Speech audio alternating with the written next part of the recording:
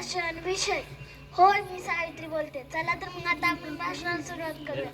ओळखलेस का मला? मी सावित्री, खंडोजी राणी लक्ष्मीबाई यांची कन्या. मी लहान असताना म्हणजेच 9 वर्षाचे असताना माझे लग्न ज्योतिबांशी झाले. तेव्हा माझे पूर्ण नाव खंडोजी सावित्रीबाई आणि सावित्रीबाई ज्योतिबा फुले असे झाले.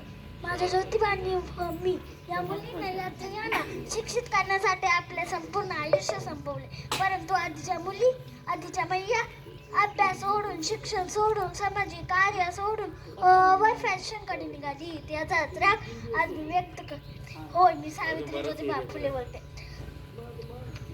एरवी बोलले नसते, परंतु तुम्ही माझ्या विचारांचं घोटून प्रेम केले. नुसतंच मला देवी मानून फोटोमध्ये फ्रेम केले. जमेल तेव्हा जमीन कसे आपल्या सोयीनुसार माझं कौतुक करता. खर दुःख याचे की फक्त तुम्हाला गृहीत होता. एवढं बोलून मी माझ्या भाषण संपवते. धन्यवाद.